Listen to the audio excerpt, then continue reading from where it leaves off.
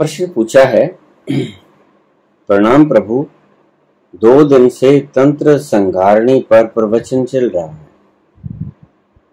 वो इतने भयानक हैं कि तुम साथ ही कहते हो कि सब धर्मों को छोड़ मेरी शरण आ जा। तुम्हारी शरण के बाद चिंता काहे? शरीर ही तो मरेगा, क्योंकि जो होना है वही होगा। प्रश्न,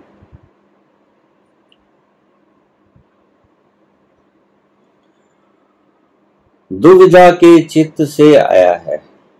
प्रश्नकर्ता खुद ही मेंटल बैलेंस नहीं रखे, डर गया। और प्रश्नकर्ता की चाहत ये है कि मैं विद्युत के बारे में तो बोलूं, एनर्जी के बारे में तो बोलूं, इलेक्ट्रिसिटी के बारे में तो बोलूं, लेकिन ये ना बताऊं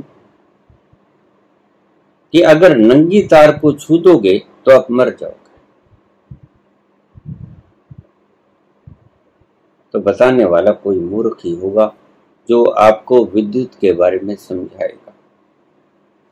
जो आपको विद्युत के बारे में समझाने चला है, और परम ऊर्जा ही तो है परमात्मा, और उसे तुम क्या खिताब दोगे? परम ऊर्जा का नाम ही परमात्मा है।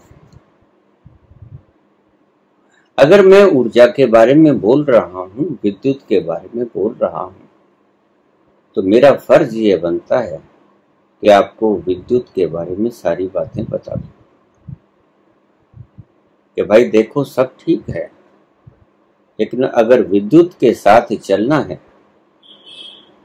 तो आपको कुछ प्रिकॉशंस भी रखनी पड़ेगी। विद्युत की नंगी तार को छू लोगे तो करंट लग जाएगा। अगर नंगी तार को छूना पड़े तो थोड़ी सी सावधानी बरतनी पड़ेगी। पांव में रबड़ के जूते होने चाहिए, हाथों में आपके ग्लव्स होने चाहिए रबड़ के, फिर आप इन तारों को छू सकते हैं।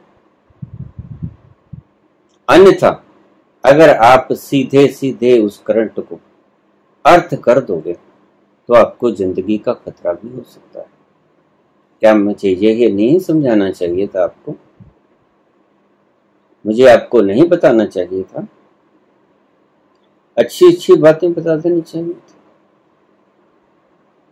आनंद में डूबो, समुद्र में डूबो, रस पान करो, ये तो मैंने बहुत बता दिया। 2 वर्ष से मुझे 70% क्वेश्चन इसी तरह के आ रहे हैं। एक व्यक्ति ने प्रश्न पूछा है कि ये जो आपने लक्षण बताए, ये सभी तो बीमारियों के लक्षण हैं। आप इनको इन शक्तियों के साथ क्यों जोड़े जा रहे हो? बिल्कुल ठीक प्रश्न। और शायद मुझे सुनने वाले श्रावक, ये श्रावक जिन्होंने सवाल किया, ये मुझे ठीक से सुन नहीं पाते, भागे भागे से दौड़ लगाए हुए सुनते हैं। इन्हें ठहराव होके एक जगह पे शांत बैठ के मेरे प्रवचन सुनने चाहिए। चलो नहीं सुना फिर सुन लीजिए। मैंने जब शुरू किया ये प्रवचन और लक्षण बताए कि जिसके ऊपर ऐसी तरह की नेगेटिव एनर्जी का उत्पाद किया जाता है, उसके लक्षण क्या, उसके लक्षण मैंने बताए। दिल घबराएगा, दर्द होगा, पसीना आएगा, सारा कुछ बताया। आपने वो वीडियो अच्छी तरह से सुनी नहीं। वहां मैंने सबसे पहले बताया कि यही लक्षण हार्ट अटैक के भी होते हैं। सबसे पहले हॉस्पिटल में जाना, डॉक्टरी चेकअप कराना।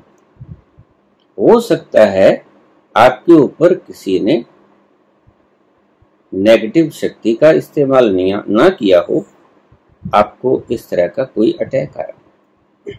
फिर सुनिए, वीडियो आपके पास उपलब्ध है, YouTube में पढ़ी। सबसे पहला शब्द मैंने ये कहा कि ये बीमारी का भी लक्षण है, अटैक का भी लक्षण है। पसीना आएगा, घबराहट होगी, हार्ट बीट बढ़ जाएगी, चिंता होगी, तनाव हो जाएगा, हाथ पांव में कंपन हो जाएगा, सारा शरीर कंपने लग जाएगा। ये हृदय आघात के भी लक्षण हैं। तो इसे आप शक्ति मानकर घबराइए मत। आप सबसे पहले जाइए डॉक्टर कंसल्टेंट, वहां पर जाकर परीक्षण करवाइए, जो भी डॉक्टर आपसे कहे, ECG वगैरह, इको वगैरह, जो भी कुछ। अगर वहां से आप नॉर्मलाइज होके आते हो तो फिर आप निश्चिंत है ना कि ये शरीर की बीमारी नहीं, ये किसी न किसी शक्ति का प्रादुर्भाव है, आपके ऊपर फेंकी गई। शायद मैंने पहले ये बोला आपको, लेकिन आप शायद सुन नहीं पाते।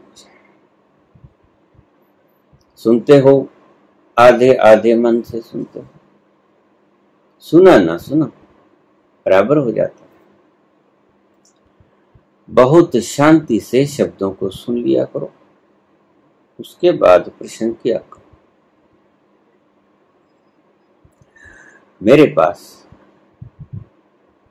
2 वर्ष से लगातार इन्हीं बातों के प्रश्न आ रहे हैं और मैं वीडियो डालने की बजाय आज तक उन्हें सीधे सीधे ही व्हाट्सएप पर जवाब देता रहा, चैट करके, कि आप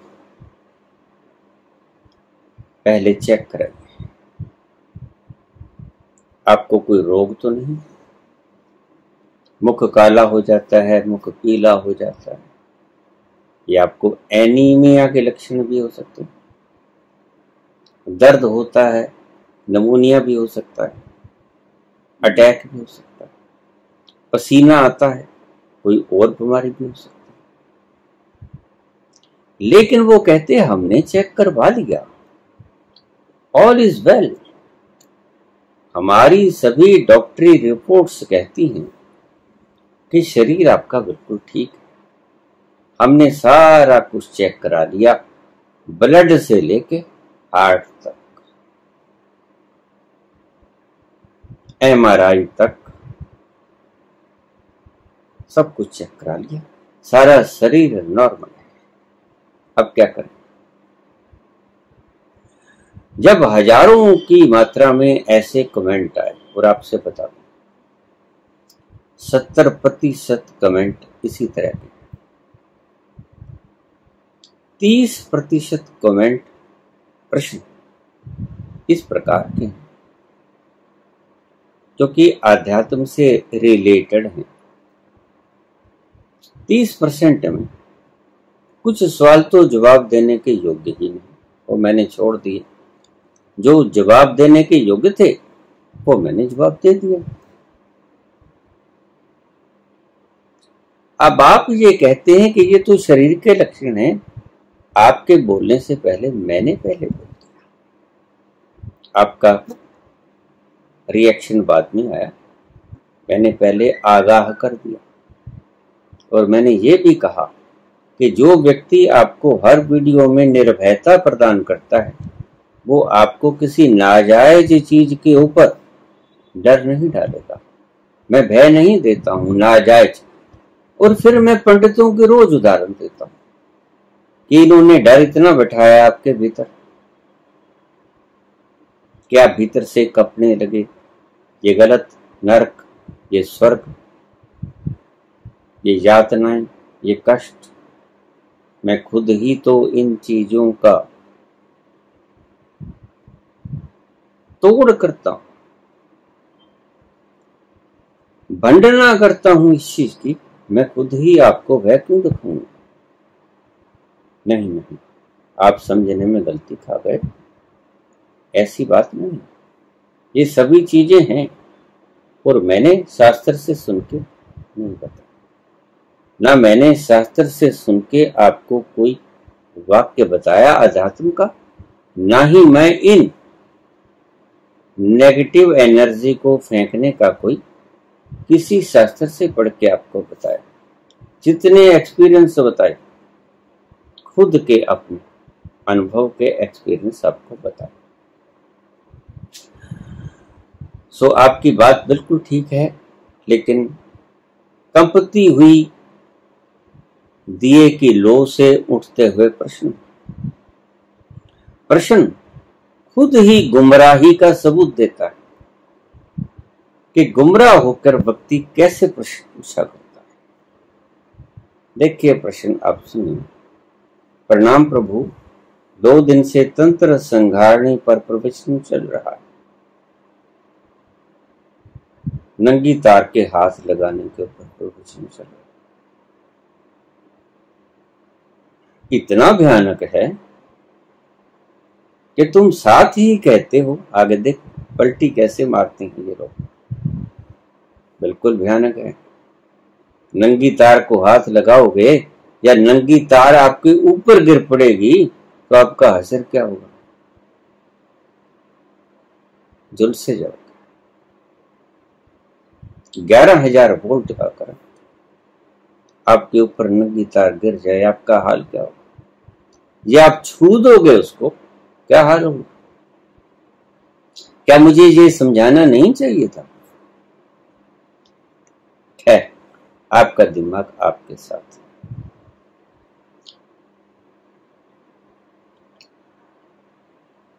साथ ही तुम कहते हो सब धर्मों को छोड़ मेरी शरण में आ जा। अब भी कहता हूं, अब भी कहता हूं, सभी विभाजनों को छोड़कर एक मेरी शरण में आके निर्भय हो जा। भगवान कृष्ण का ये शब्द। और शरण के बाद चिंता काहे की? बिल्कुल अब भी कहता हूं, चिंता काहे की? शरीर ही तो मरेगा। बिल्कुल अब भी कहता हूं, शरीर ही तो मरेगा। ये अगर संघारणी आपके ऊपर गिर गई तो भी आत्मा नहीं मरेगी। मैंने कब कहा कि फिर आत्मा मर जाएगी? अगर ये 11,000 वोल्ट का करंट आपको लग गया, शरीर ही मरेगा। अब भी कहता हूं, पहले भी कहता था। अध्यात्म की दृष्टि से बोला तो भी यही बोला कि बाण लगेगा अगर विष युक्त तो शरीर मरेगा। भगवान कृष्ण का विष युक्त बाण लगा, शरीर मर गया। गौतम बुद्ध ने विष भरा भोजन खा लिया, शरीर मर गया। मैंने कब कहा कि उनकी आत्मा मर गई? आत्मा के बारे में तो कितना भी करंट लग जाए वो नहीं मरती। नैनम छिंदन्ति शस्त्रान् नैनम दहति पावका न चैनम क्लेदन्त्यापो न शोषयति मारुतः। आपके 11,000 नहीं, 11 करोड़ अरब वोल्टेज का करंट भी आत्मा को लग जाए तो मरने को नहीं। आत्मा अविनाशी है, अमर है, अजर है। आत्मा को करंट नहीं लगता, शरीर को ही लगता है। और यही मैंने बोला, और यही बात आप दोगली तीगली करके बोल रहे हो। इतनी उलझन की जरूरत क्या है भाई? थोड़ा सोच लिया करो, समझ लिया करो। आगे जो व्यक्ति बोल रहा है वो किसी अनुभव से बोल रहा है। इतनी जल्दी मत किया करो कमेंट करते वक्त, थोड़ा ध्यान रखा करो। प्रणाम प्रभु, 2 दिन से तंत्र संघारणी पर प्रवचन चल रहा है। वह इतने भयानक हैं तुम्हें लगता है? लगा के देखो, नंगी तार को हाथ लगा के, करंट बहती तार को, नंगी तार को हाथ लगा के देखो। भयानक है कि मृत्युदायक है? तुम तो भयानक ही कहते हो, मैं तो मृत्युदायक कहता हूं। और साथ में है तुम कहते हो कि सब धर्मों को छोड़कर मेरी शरण में आ जा।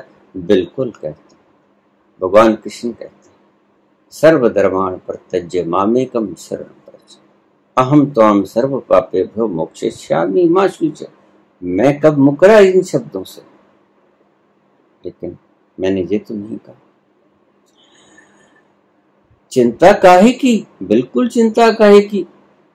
11,000 वोल्ट का ऊपर गिर जाएगा तो शरीर मरेगा, चिंता का है, मत करो।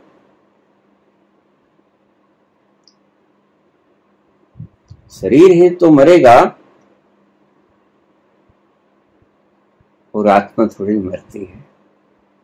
शरीर ही तो मरता है, आत्मा के मरने की तो मैंने बात ही नहीं की। पूछने वाला दुविधा त्रिविधा में पड़ा है, मल्टी माइंडेड है।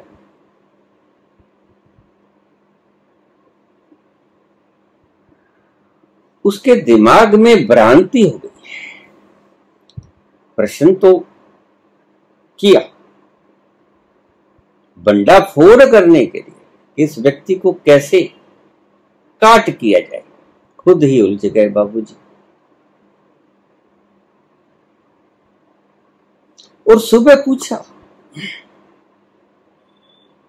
कि ये लक्षण तो शरीर के होते हैं, बिल्कुल होते हैं, लेकिन उनका क्या करूं जो मेरे पास हजारों की तादाद में, करीब 17,000 से भी ऊपर ऐसे प्रश्न पड़े हैं कि बाबा कुछ नहीं आया, ना एमआरआई कुछ बताती है, ना कोई ईसीजी, कुछ ईको, सब कुछ करवा लिया जो डॉक्टर्स ने कहा, कुछ नहीं आया।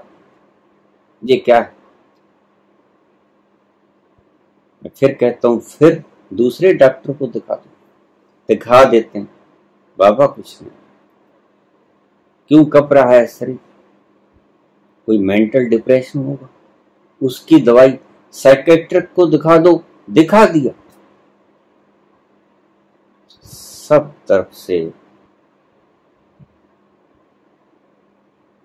दुखी होकर, आहत होकर आपको मैसेज किया है, क्या किया जाए? तो फिर मैं वीडियो ना बनाऊं कि ऐसी चीजें भी होती हैं अगर आपकी साइंस जिसे पकड़ नहीं पाती। और अगर मैं कोई अनुभव रखता हूं, आपकी आत्मा कंपती है। मैंने शुरू में भी कहा, मौत से डरने वाले लोग ऐसे कमेंट किया करते। अब ये बिल्कुल विरोधी प्रश्न पूछ लिए इन्होंने, और मैं किसी प्रश्न से भी इनकार नहीं करता इनकी बातों से। मेरी शरण में आ जा, बिल्कुल प्रभु की शरण में चला। मरेगा तो शरीर ही मरेगा, मैं भी यही कहता हूं कि आत्मा मरती नहीं। चिंता काहे की व्यर्थ है चिंता, क्योंकि शरीर तुम हो नहीं, लेकिन फिर शरीर को बचाने की फिक्र क्यों? फिक्र है, शरीर को बचाने की फिक्र इसीलिए है कि जो तुमने इतने साल तक सीखा, कोई 25 का है, कोई 40 का है, कोई 50 का है, कोई 60 का है, ये तुमने जो ज्ञान अर्जित किया, अगर तुम किसी एक्सीडेंट के द्वारा मर जाते तो आपकी जर्नी लंबी हो जाएगी। कोशिश होनी चाहिए कि आप इस शरीर की जो आपने अनुभव किए हैं, उस शरीर का अनुभव का लाभ उठा लो इसी शरीर। क्योंकि आप रोज कहते हो कि बाबा बहुत दुखी हैं, घर से आना नहीं चाहते, तो अगर दुखी हैं तो बस इससे अगला कदम है दुख से मुक्ति। आपने मुकाम के बहुत करीब ठिकाना लगा दिया है। अगर आपको ये पता चल गया कि ये शरीर, ये संसार दुख है, ये जीवन दुख है, तो अगला पड़ाव ही मुक्ति है। बड़ी मुश्किल से आपने ये पड़ाव ग्रहण किया है। इससे पहले के पड़ाव फिर से तय करना चाहते हैं। जैसे पिछले जन्मों में आपने धन के अंबार लगाए, छोड़ छाड़ के आ गए, सब कुछ भोगा, खूब भोगा, छोड़ छाड़ के आ गए। पुत्र थे, पुत्रियां थीं, पौत्रादि थे, स्त्रियां थीं, सब खाया, सब भोगा, मस्ती से जीवन को भोगा। और इस जीवन में आपने ये तंत्र निकाला कि जीवन दुख है, और पिछले जन्म में आपने तंत्र निकाला कि खाना पीना मौज करना ही जीवन है। इस जन्म में आपने ये तंत्र निकाला कि खाना पीना जीना भोगना ये दुख का कारण है। तो आप किस कॉन्शियस लेवल पे पहुंचे, आपको समझ है? पिछला जन्म आपका बहुत घटिया कॉन्शियसनेस का जीवन था। इस वीडियो को थोड़ा सा शांति पूर्वक सुनने की कृपा करें। जब तक तुम ये सोचते हो कि खाओ पियो मौज करो, तुम बहुत निम्न तलों पे जी रहे हो। तुम पशुता के लेवल पे जी रहे हो। पशुता यहीं तक, इसी लेवल तक होती है, लो कॉन्शियसनेस। खाना पीना, पेट भरना, संभोग करना, यही कुछ पशुता के लक्षण। पशुता का मतलब जो पाश में बंधा है, जो भोगों के पाश में बंधा है, वो पशु। और अगर इस जीवन में आपका सौभाग्य उमड़ा है, मैंने कहानी सुनाई थी, कुंती माता ने कृष्ण भगवान से दुख झोली में, इतने दुख झोली में डालने का अनुग्रह किया था कि जितने हो सके उतने दुख मेरी झोली में डाल दो।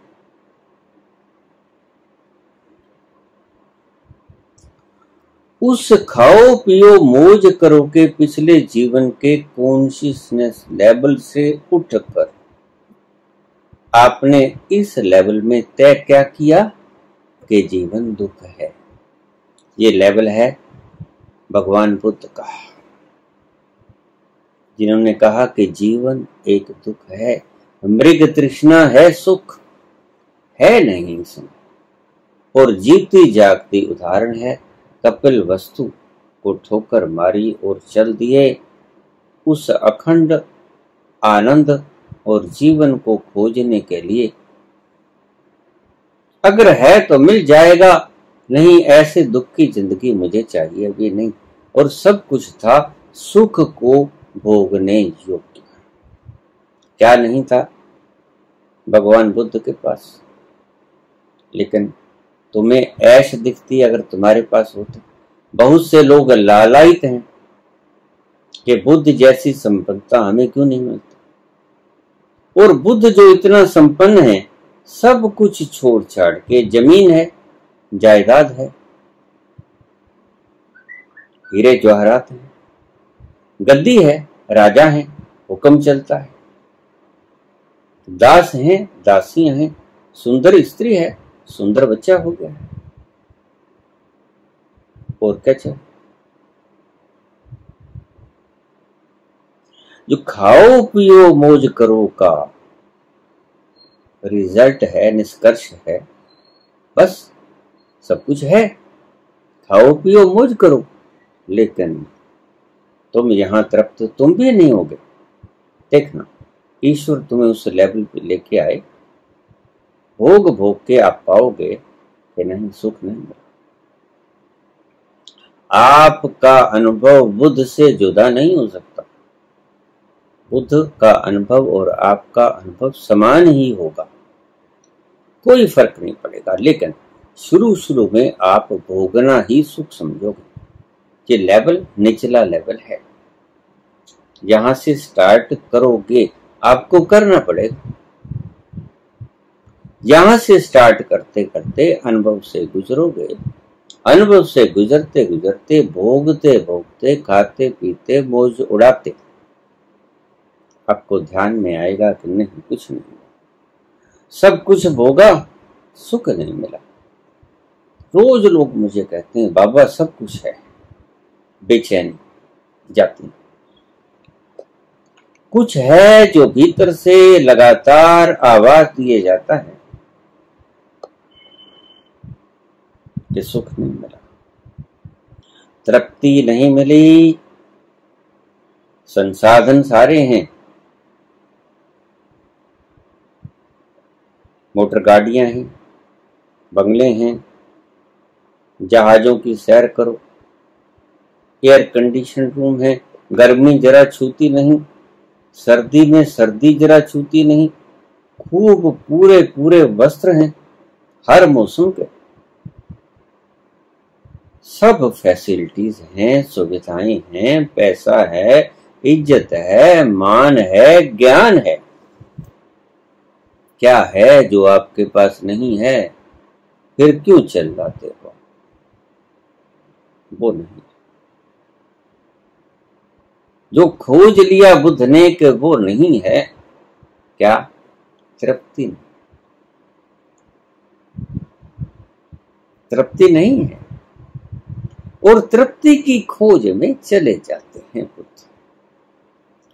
तो इस शरीर को बचाना आवश्यक क्यों है, मैं ये समझा रहा हूं। आपने इतना जीवन बता दिया, इससे आपने कुछ न कुछ सीखा है। किसी ने बहुत कुछ सीखा है, किसी ने कुछ न कुछ सीखा है। और जिसने बहुत कुछ सीखा है उसके लिए ये शरीर बहुत बहुमूल्य है।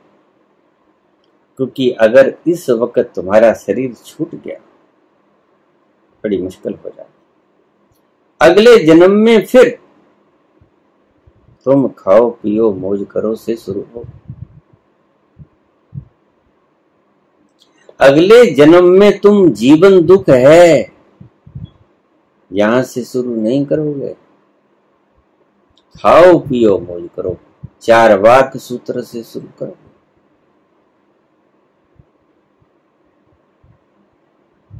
चारवाक सूत्र से शुरू करोगे और फिर खाने पीने मौज उड़ाने में लग जाओगे।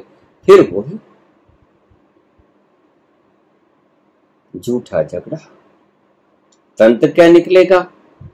सब कुछ है, तृप्ति नहीं है।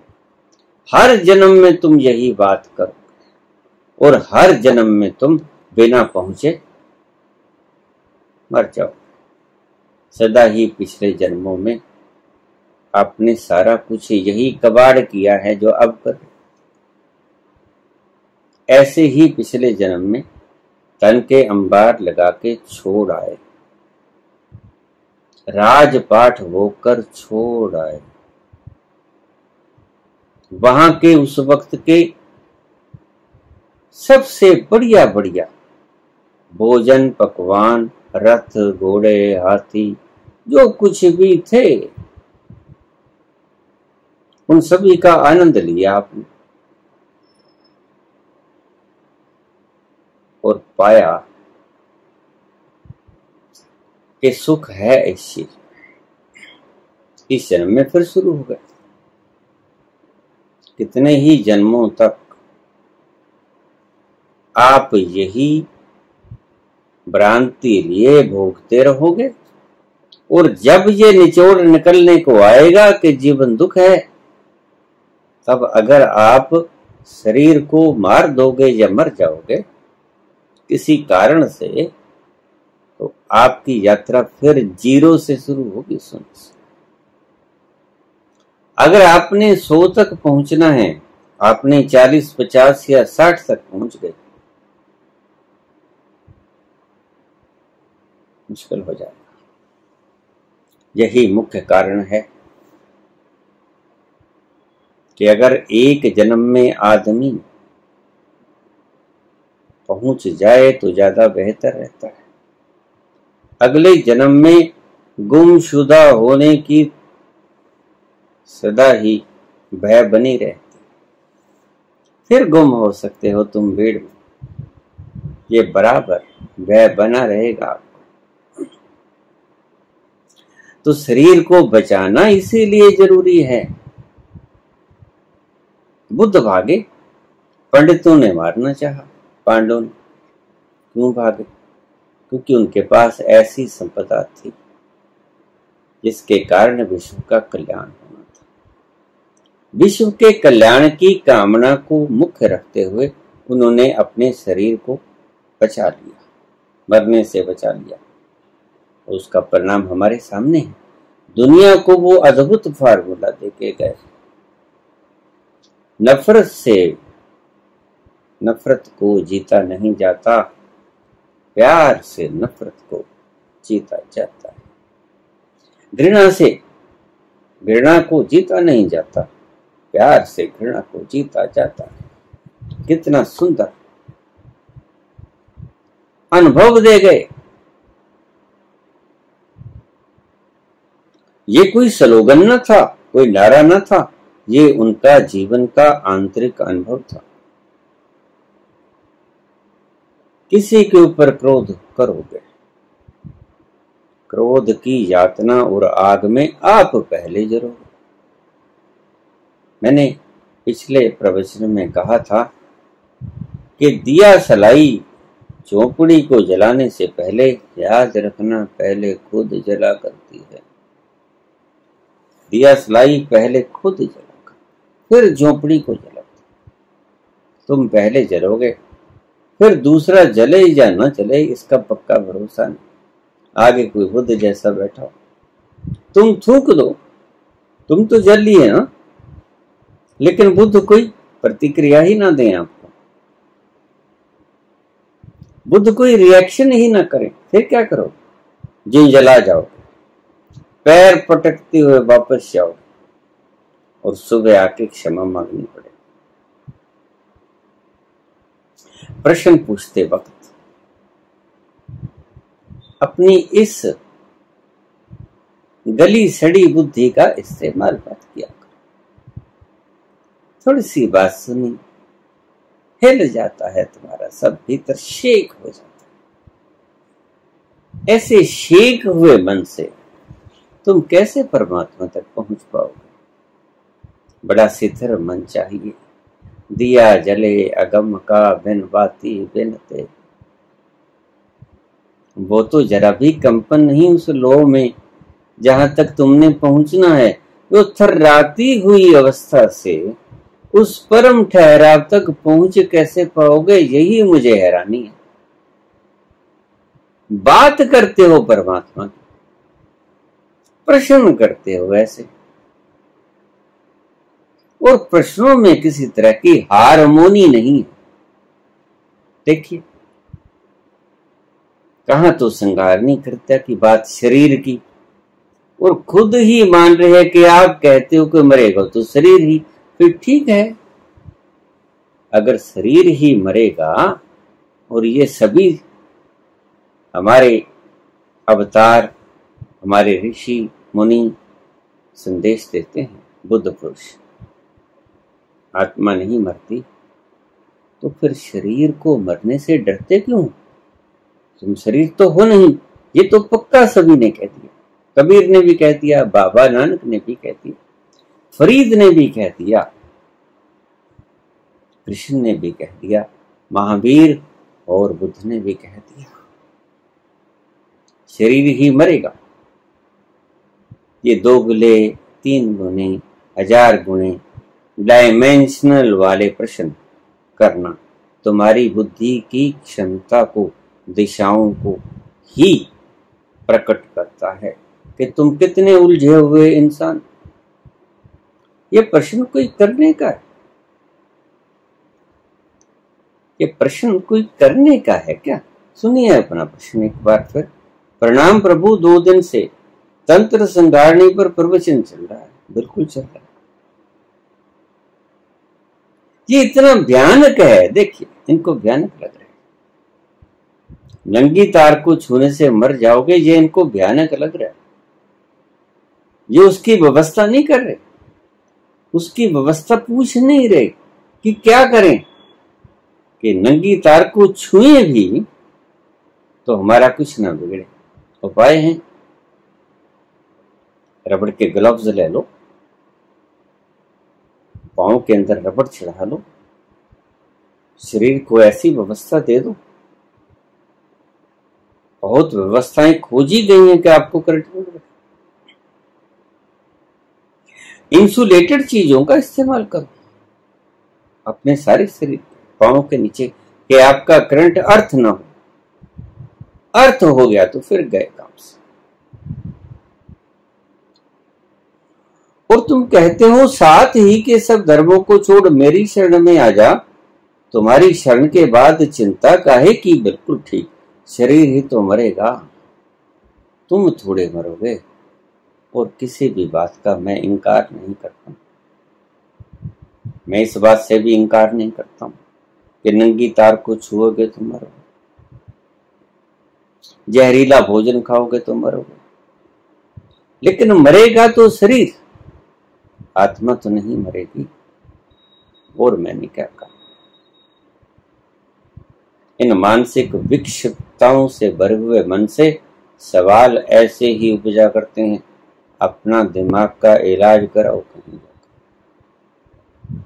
ऐसे मूढ़ प्रश्न मत पूछा। अगर मैं बोला हूं 70,000 प्रश्नों का जवाब देने के लिए, और उस पर आप ऐसे कमेंट करो, उससे पहले आपको क्या पता कि 2 साल तक मैं जखाई करता रहा। MRI करा लो, कुछ और देख लो, डॉक्टरी इलाज, कुछ गड़बड़ ना हो।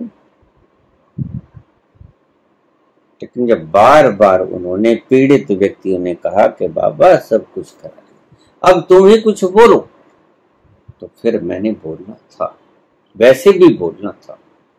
अगर तुम प्रश्न न करते तो मेरा ये जाती फर्ज था कि मैं आपको बता दूं कि भाई ऐसी चीजें भी होती हैं।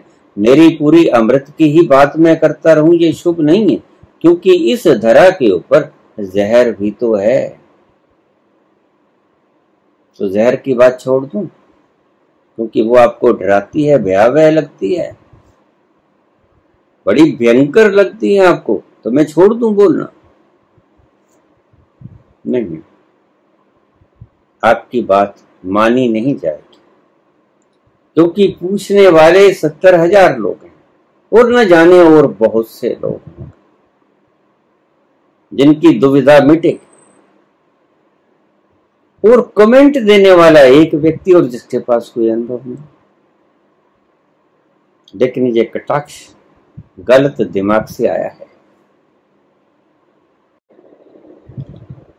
और जो कहते हैं कि ये शारीरिक लक्षण होते हैं, रोग के लक्षण हैं, तो सभी रोगी नहीं हैं, क्योंकि सभी ने सभी इलाज करवा लिए, सभी टेस्ट करवा लिए हैं।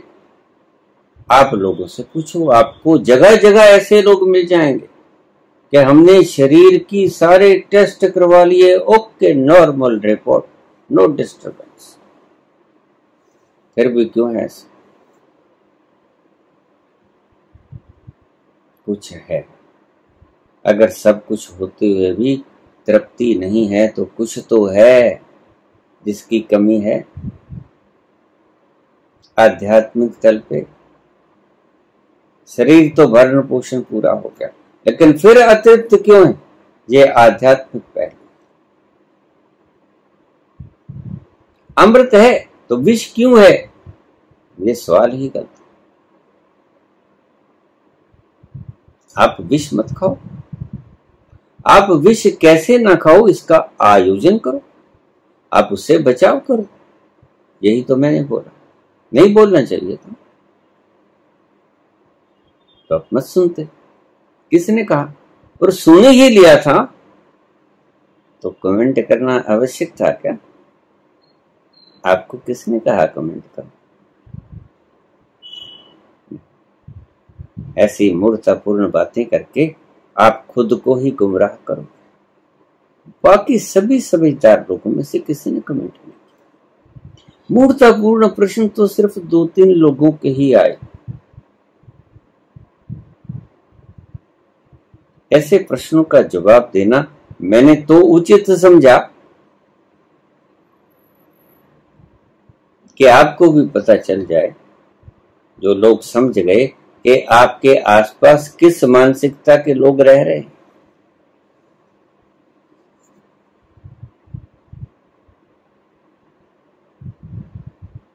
ये शरीर को भी बचाना आवश्यक है। फिर तो आप खाना खाना भी बंद कर दो, क्योंकि ये भी शरीर को ऊर्जा देता है। जैसे आप स्नान करते हो, जैसे आप वस्त्र बदलते हो, जैसे आप बीमारी में दवा लेते हो, जैसे आप धूप से सर्दी से अपने शरीर को बचाव करते हो, वैसे ही इस अज्ञात नेगेटिव शक्तियों से जो जिसका आपको पता नहीं। और गुरु का काम क्या होता है? सिर्फ आपको आध्यात्मिकता सिखाए, सिर्फ आपको गीता के ये श्लोक सुना के बस कर दे, नैनम छिन्दन्ति शस्त्राणि, और कुछ ना बताए। बहुत कुछ बताने को होता, ये भी बताने को था, बताने योग्य था। शरीर को बचाना अभी आवश्यक है। मैंने आपसे कभी कहा कि खाना खाना बंद कर दो? मैंने आपसे कहा कि शारीरिक व्यायाम करना बंद कर दो? मैंने कभी आपसे कहा कि श्वास लेना बंद कर दो? ये जरूरी। शरीर रूपी रथ न बचेगा तो इस रथ के ऊपर जो आत्मा रूपी तुम खुद आरूढ़ हो, उसको कैसे खोल पाओ? और अगर तुम्हारी किसी प्रकार की गलत फहमी के कारण तुम अपना ये शरीर खो देते हो, तो याद रखना, जीरो से फिर शुरू करना पड़ेगा। बस मेरा मतलब यही कि इस शरीर में जब तक तुम रहो, कोशिश करो कि इस शरीर में हम प्रबुद्ध होकर चले जाएं। धारणाओं को तोड़ दो जो गलत है, इन बंधनों को तोड़ दो जो आपको उलझाए बैठे। जो आपको गलत लगती हैं तो आप जूता क्यों पहनते हो? कंटकीले मार्ग पे आप जूते क्यों पहनते हो? धूप में जाते हो तो छतरी क्यों लेते हो? बरसात में जाते हो तो छतरी क्यों लेते हो? सर्दी में आप गर्म जैकेट क्यों डालते हो? शरीर को बचाने, शरीर को बचाने के लिए अगर मैंने कुछ युक्तियां बता दी जो मैं जानता हूं, नास्तिकता से आए हुए प्रश्न है। एक भक्त ने तुझे कह दिया कि ये चीजें होती ही नहीं। हाँ हाँ बिल्कुल, यही कहते हैं नीत्शे, यही कहते हैं मार्कस, यही कहते हैं माओ, स्टालिन, हिटलर। बड़ी बड़ी है दुनिया जो कहती कि होती नहीं। और एक ने ये पूछ लिया, बड़ा सुंदर सा प्रश्न, अगर ये संघारणी कर्त्याएं होती हैं तो ये गुरुजन जो पहुंचे हुए हैं, आज ये पुतन रगड़ा लगा रहा है, हिटलर के वक्त भी ये लोग थे, क्यों नहीं छोड़ देते इनके ऊपर संघारणी कर्त्या?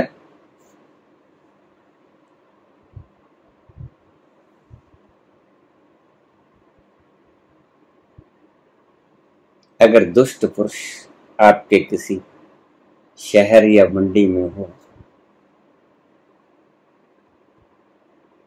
बड़ा आसान ये कहना कि आप मार क्यों नहीं देते उसे, बहुत आसान। आप लोगों से, आज मैं कमेंट सुन रहा हूं बहुत लोगों के, जो आदमी फलां व्यक्ति का सिर काटेगा उसको इतने लाख, जो व्यक्ति फलां व्यक्ति का सिर काटेगा उसको ये ना वो ना। अरे भाई, तुम में जरूरत कहां गई? तुम ही ऐसा काम कर लो ना, क्यों कहते हो दूसरों को? क्योंकि कानून अपना काम करे।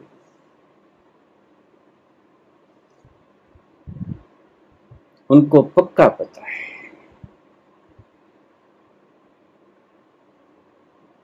कि अगर मैंने किसी के संहारणी कृत्या छोड़ दी, उसका फल मैं ही भुगतूंगा। और मेरी निजी दुश्मनी क्या है उसके साथ? क्यों करूं मैं ये काम? जब एक न्यायिक व्यवस्था बैठी है, वो खुद करेगी ये काम। देखिए, सुप्रीम कोर्ट के जज के आंखों के सामने कत्ल होता हो, क्या वो रोकेगा? नहीं रोकेगा। वो बल्कि साक्षी हो जाएगा कि मेरे सामने इसका कत्ल हुआ है और इस व्यक्ति ने किया है। ईश्वर साक्षी, ईश्वर डिस्टर्ब नहीं करता। लेकिन वो जज रोकेगा नहीं आपको। मुझे लोग पूछ लेते हैं, फिर ये हत्या, फिर ये रेप, फिर ये बेईमानी, फिर ये ठगी ठोरी, फिर ये लूट खो, फिर ये इतने पैशाचिक कर्म क्यों होते हैं? जब परमात्मा है तो है, न्यायाधीश है तो देखता है, कत्ल होते हैं, रेप होते हैं उसके सामने, सब कुछ होता है, लेकिन देखता है साक्षी, दर्शक है, रोकता नहीं। आओगे तो मेरे पास ही ना बेटा, किसी गवाह की आवश्यकता नहीं, जब मैंने ही देख लिया। ईश्वर रोकता, ईश्वर होने देता, इतना भी हिंसक नहीं है तुम्हें रोके। जब उसने दंड ही दे देना है, कर्मण्येवाधिकारस्ते मा फलेषु कदाचन, करो कर्म, फल लेने तो मेरे पास ही आओगे ना बेटा। जज की कुर्सी पे ही आखिर तो वो मुकदमा पहुंचेगा, और जब उसने अपनी खुद की आंखों से देख लिया तो उसको किसी गवाह की आवश्यकता नहीं है, उसने खुद ही देख लिया। लेकिन किसी जज ने आज तक किसी का कत्ल करते हुए किसी को रोका नहीं, रोका। ऐसे ही ईश्वर नहीं रोकता, न्यायकारी भी है, अहिंसक नहीं, इतना भी अहिंसक नहीं है कि तुम्हें रोके। करो बेटा, खूब करो, ऐश करो, आओगे तो मेरे पास, मेरी कचहरी में ही आओगे, और कहां जाओगे?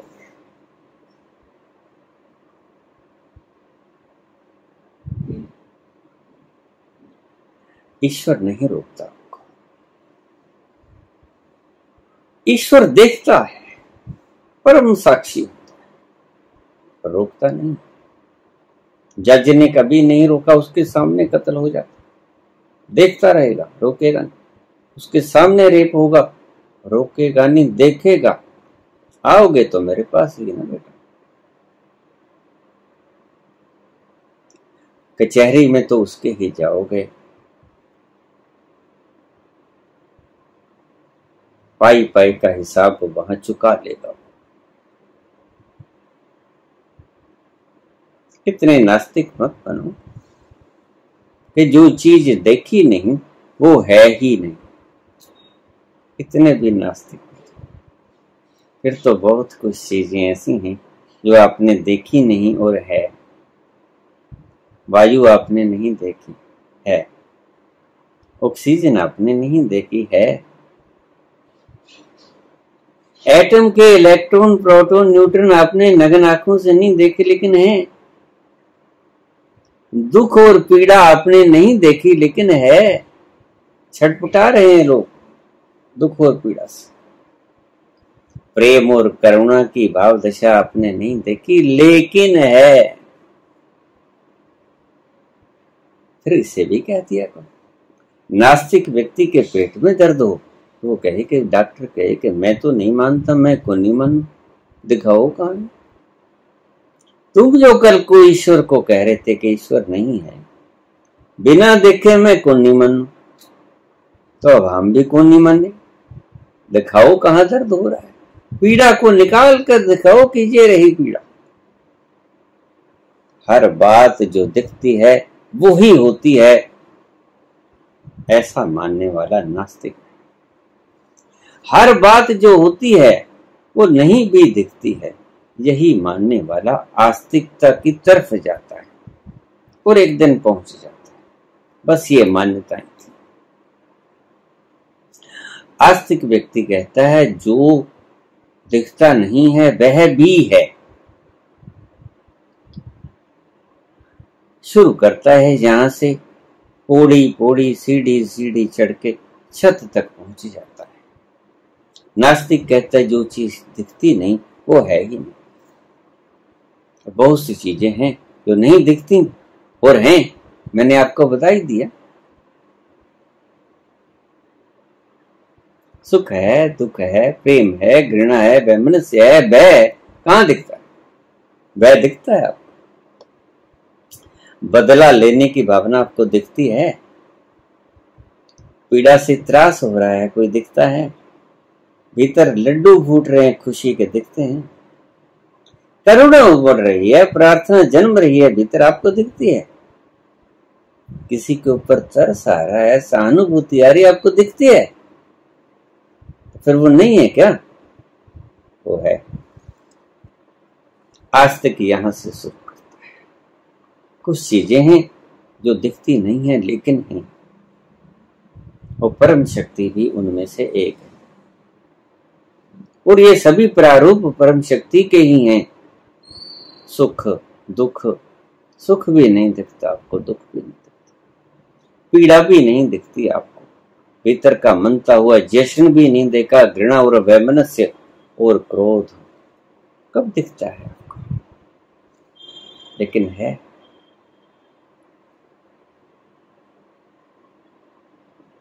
वो है कि पौड़ी पर चढ़ता है और इस आस्तिकता को साथ लेकर, इस विद्या को साथ लेकर जो कि सही है, तो आस्तिकता से ऊंचे से ऊंचा पड़ाव शुरू कर देता है और पहुंच जाता है सविकल्प समाधि तक। आस्तिकता मानी हुई आपको सविकल्प समाधि तक पहुंचाएगी। ये मानता हूं कि आस्था जो आपने जन्माई आपके भीतर, साइकोलॉजिकली फिट करी आपने मान्यताएं, वो आपको सविकल्प समाधि तक पहुंचाएगी, निर्विकल्प में नहीं पहुंचोगे। और निर्विकल्प में परम आनंद भरा पड़ा है। निर्विकल्प जिसके पास नहीं आया उसके पास कुछ नहीं आया। सविकल्प के अंदर मजा तो बहुत है, भाव है, प्रेम है, नृत्य है, गायन है, खुशी है, अश्रुधारा है, विरह का, प्रेम के संगीत हैं, प्रेम के विरह की याद है, सब कुछ है। लेकिन वो अखंड समुद्र में गोता नहीं लगता, सविकल्प समाधि में लगता है, निर्विकल्प में। ऐसा ही रामकृष्ण परमहंस के साथ हुआ था। मैंने कई बार आपको कहानी उसकी सुनाई है। तोतापुरी ने सविकल्प समाधि से निकालकर, जिसके द्वारा वो पहुंचा, जिन सीढ़ियों के द्वारा, वो सीढ़ियां ही गिरा दी के गिरा दो इन सीढ़ियों। अगर निर्विकल्प में जाना, वो सब सीढ़ियां बेकार हो गई, यद्यपि सविकल्प तक ले गई थी। लेकिन निर्विकल्प लेने के लिए सभी पौड़ियों को गिराना पड़ा, उस काली की गर्दन उड़ानी पड़ी, फिर कहीं जाकर वो निर्विकल्प में पहुंचे। मैं मान्यताओं को क्यों कहता हूं कि मत मान्यताओं से चलो। मान्यताएं जगह जगह पे टूटेंगी आपकी, पहली बात। बड़े तूफान खड़े होंगे, रोज लोगों की मान्यताएं टूटती हैं क्योंकि जाली है, नकली बनाई गई। कोई कह देगा कि ये तो है ही नहीं, तो टूट जाएगी आपकी मान्यता।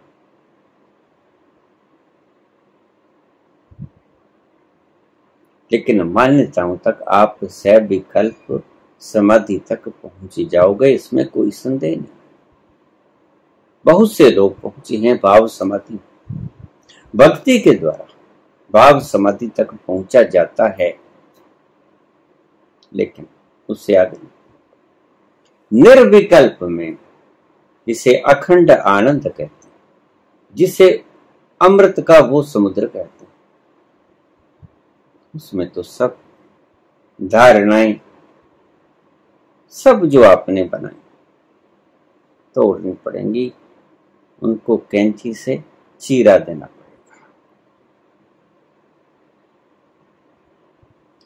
सुसंगारणी के ऊपर मैंने बोला, निश्चित ही ऐसा है।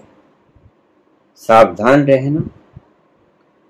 जिन लोगों को सारे मेडिकल परीक्षण करने के बाद भी ये कुछ घट रहा है, तो फिर हो सकता है कि आपके ऊपर कुछ ऐसी नेगेटिव फोर्सेस का इफेक्ट हो। उसको दूर करने की मैंने विधियां आपको बताई। इस संबंध में अगर कुछ और मुझे बोलना पड़ा, जरूरी बातें मैंने बोल दी, जरूरी थी, लेकिन अगर और कुछ बोलना पड़ा तो वो भी मैं बोलूंगा। लेकिन इसलिए नहीं रुकूंगा कि आपको भयंकर लगती है, मैं बोलूंगा, क्योंकि मेरा कर्तव्य है। जो मैंने देखा, बांटना मेरा कर्तव्य। सिर्फ मेरी ही धरोहर ना रह जाए, शुरू से ही मेरा प्रयास है। बाबा, मुझे बहुत धक्का लगा आपके ऐसे प्रवचन सुनकर। कैसे लो लेवल पर आप चले गए।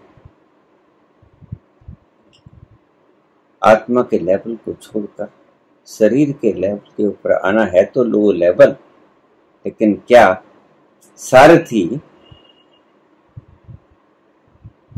अपने रथ की देखभाल नहीं किया करता? रथ ठीक से नहीं चल रहा, इसका क्या कुछ टूट फूट तो नहीं गया? कुछ ग्रीसिंग वगैरह की जरूरत तो नहीं है या उसको वैसे ही घसीटता रहे? ये भी जरूरी है। लो लेवल तो है, मैं मानता, लेकिन उसका दृढ़ रहना भी आवश्यक है, क्योंकि उसी रथ के ऊपर बैठकर तुमने यात्रा करनी है। ये शरीर एक रथ है। इस रथ के बिना आप यात्रा भी ना कर पाओगे। बड़े भाग मानस तन पाओ। ये रथ भी बड़े भाग्य से मिलता है। इस रथ को अगर ऐसे ही गवाते चलोगे, कुछ दुष्ट लोग हैं, उनका तो पेशा ही, भुगतेंगे, सजा पाएंगे। ईश्वर किसी को बख्शता नहीं। ईश्वर की न्याय प्रणाली, प्रकृति की न्याय प्रणाली से आज तक ना बचा, ना आगे कोई बचेगा। वो तो अकाट्य है, वो होगा ही होगा, लेकिन आपका नुकसान तो हो जाएगा ना। आप इस नुकसान से बचने के लिए इन उपायों को कीजिए, अन्यथा जितनी भी आयु आपकी है, 20, 30, 40, 50, 60, 70, 80, मेरे पास तो ऐसे ऐसे लोग भी हैं जो कि करीब 100 साल के करीब होने को। तो जो आपने इस 100 साल में पाया, शायद अगला पड़ाव ही आपका उस जंप का हो, और अगर आप पॉइंट ऑफ नो रिटर्न से वापस आ गए तो फिर नहीं पता। मैंने पहले भी कहा था। एक छोटी सी बात, मैं एक गुफा में रहता था किसी जीवन में। मेरे पास मेरे गुरु भी रहते थे उसी जीवन। हिमालय की गुफा और उसके भीतर मेरे गुरुदेव की मैं सेवा शुश्रूषा किया करता। कुछ बीमार रहते थे, दवा बूटी जैसी थी उन दिनों में हिमालय के ऊपर ही मिल जाया करते थे। एक दिन उन्होंने मुझे कहा कि बेटा, मेरे लिए फला जगह से जाकर ये दवा ले आ, इसकी पहचान ये। उनको दर्द हो रहा था दाईं तरफ, हार्ट से उलट। दवा की पहचान बता दी। दवा जहां मिलती थी मुझे पता, मैं कई बार पहले भी जा चुका था। तो जैसे ही मैं बाहर निकला, थोड़ी दूर पे गया, एक शेर खड़ा था। शेर वहां आम होते, उस वक्त तो आम होते थे। कई बार तो गुरु जी के पास ही बैठे रहते शेर, क्योंकि वो इतने अहिंसक थे कि वो शेरों को भी बिल्लियों की तरह पालते और शेर उनका कोई नुकसान नहीं करता था। इतने प्यार से रखते, उनके भीतर से करुणा उपजती हुई तरंगें शेर तक विकराल मन को शांत करते थे। और जहां वो भेज रहे थे वहां मैं जाना चाहता था, गुरु आ गया, लेकिन वो शेर दहाड़ा। मैं उसको देख के डर गया। मैं थोड़ा थोड़ा पीछे हटा, वो मेरे आगे आगे आ रहा था, मैं पीछे पीछे हट रहा था। फिर जब मैंने देखा कि बहुत करीब आ जाएगा तो मैंने उल्टे होके भागा और गुरु जी की गुफा में चला गया।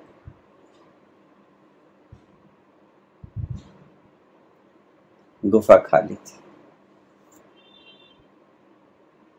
गुफा में कोई नहीं था। मैं वो नजारा देख के हैरान था, गुरु कहाँ गए? उठ बैठ नहीं सकते थे, इतने बीमार, दर्द से कराह रहे थे। मुझे दवाई लेने के लिए भेजा और रास्ते में शेर की दहाड़ सुनकर कपा मेरा हृदय, सीना कप गया। धीरे धीरे पीछे पांव किए, शेर आगे बढ़ता गया। थोड़े से उसके कदम तेज होते ही मैंने पीठ की और झट से जाके गुफा के भीतर प्रवेश कर गया। मैंने देखा गुरु जी किंग कर्तव्य विमूढ़। मैं गुफा से बाहर देखने के लिए आया। गुफा से बाहर मेरे गुरु जी खड़े थे। बड़ा शर्मिंदा हुआ, मुझे देखकर बोले, बेटा आज तुम चूक गए, आज तुम एनलाइटेंड हो जाते, बिल्कुल किनारे पे थे। अगर आज का ये दृश्य तुम पचा लेते तो तुम एनलाइटेंड थे। तुम्हें तुम्हारे तक पहुंचने में ये आखिरी रुकावट थी, वह। अगर तुम कहते कि मैं तो गुरु की आज्ञा अनुसार दवा लेने जाऊंगा, बस तुम्हारे अंदर इसी चीज की कमी थी, भय, वही मैंने मटाना था और उसी से तुम डर गए। अब पता नहीं तुम कितने जन्म तक और ऐसे ही भटको। और उसके बाद करीब मैं 150 से 200 जन्म तक भटका। बात में इतनी लंबी पड़ जाती है बात, ये कोई मजाक की बातें नहीं। हमारे अनुभव आपको इसीलिए सुना रहा हूं। मैं जीवन में 3 बार उस पॉइंट से वापस आया जहां बस एक छलांग लगानी थी, इसलिए रोक रहा हूं आपको। इसी रथ के रहते हुए इस रथ ने बहुत कुछ सीखा है। इस सिखावट से कुछ सीख लेना, भीतर उतर जाना, शायद ये तुम्हारा आखिरी जीवन सिद्ध हो। और अगर आपने इन छोटी मोटी चीजों के ऊपर ऐसी प्रतिक्रियाएं देनी शुरू कर दी या माननी शुरू कर दी तो तुम पचड़े में पड़ सकते हो। फिर ये अंतहीन यात्रा भी हो सकती है।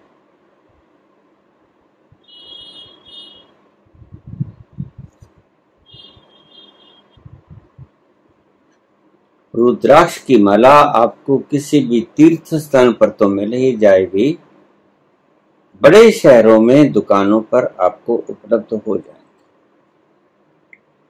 हमारे छोटे छोटे शहरों में ही ये उपलब्ध है तो आपके बड़े शहरों में मिल जाएगी, अन्यथा कहीं भी ना मिले तो आपको ये जो तीर्थ स्थान है वहां से तो मिल ही जाएंगी, आप वहां से ले लेना। आपको मैंने सारी बात बताई। एक बात और आपको बता दूं, जिस वक्त भी आप ध्यान की अवस्था में होगे, कुछ नहीं करोगे, भीतर उतरते हो, भीतरी तलों पर जाते होगे, खुमार चढ़ा होगा, तो आपकी भीतर की रेंजेस इस संघारणीकर्ता को आपको शरीर के ऊपर नहीं एक्शन करने देंगी।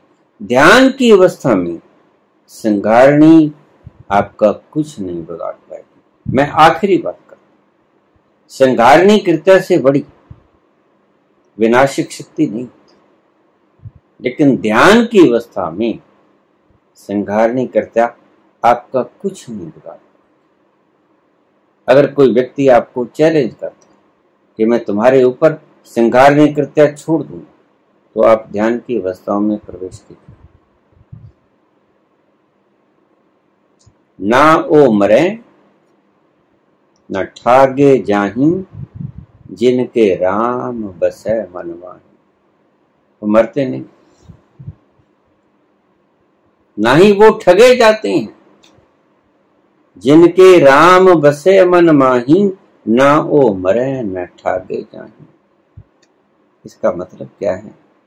अगर आप ध्यान की अवस्था में अपने ही भीतर उतरना, गहरे होना सीख जाओ, तो फिर ये सारी चीजें आपके ऊपर कोई टूना टूटका किसी भी प्रकार की ये नेगेटिव एनर्जीज जरा भी असर नहीं कर पाती, जैसे चिकने घड़े के ऊपर पानी नहीं ठहरता। याद रखना, ध्यान की अवस्था में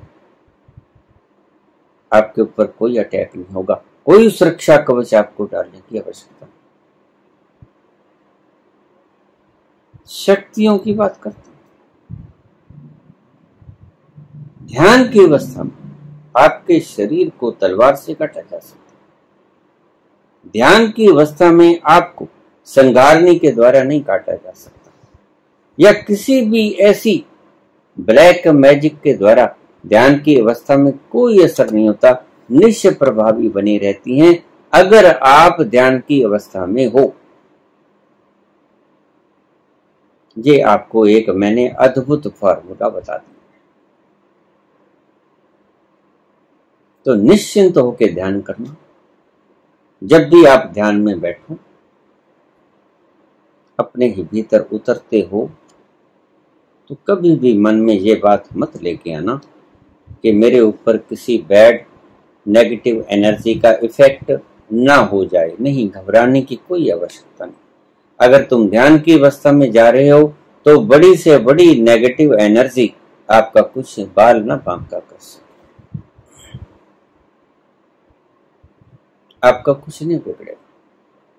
हाँ, बाहर जैसे ही आओ, क्योंकि ध्यान की अवस्था में जो तरंगे निकलती हैं उनके आगे संघारणी कोई काम नहीं कर पाती, निष्फल हो जाती, वापस उठना पड़ता है या टूट जाना पड़ता है। ध्यान एकमात्र उपाय है इन विनाशक शक्तियों से बचने का। ये भीतरी बताया,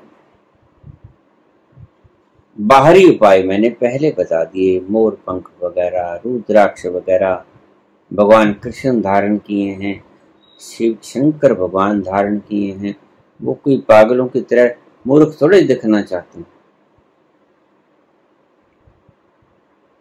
उन्होंने इस चीज को जाना है। आप खाना खाते हो क्यों? आपको पता है खाना खाने से हम जीवित रहेंगे, मरेंगे। उन्होंने रुद्राक्ष धारण किया क्योंकि वो जानते हैं कि रुद्राक्ष को धारण करने से ये नेगेटिव एनर्जीज हमारे ऊपर इफेक्ट नहीं करेंगे। भगवान कृष्ण का तो सदा झगड़ा ही रहता था। कितने दुश्मन थे? जरासंध थे, शिशुपाल थे, और कितने थे, न जाने कितने। उनको तो हर वक्त अपने पास ये रखना ही होता था। हर वक्त वो कवच को पहने ही रहते थे।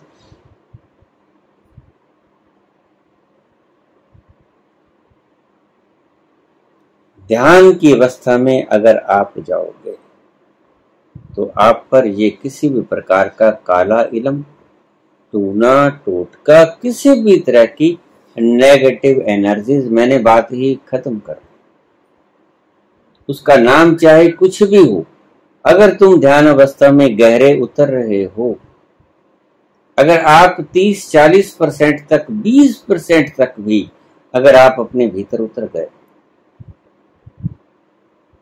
तो भी ये नेगेटिव एनर्जीज आपका कुछ नहीं बिगाड़ पाएंगे। ये एक अद्भुत प्रयोग है जो मैं आपको बता रहा हूं। इसकी गहराइयों को बढ़ाने की कोशिश करूं, जितना ज्यादा से ज्यादा हो, दोहरा फायदा होगा।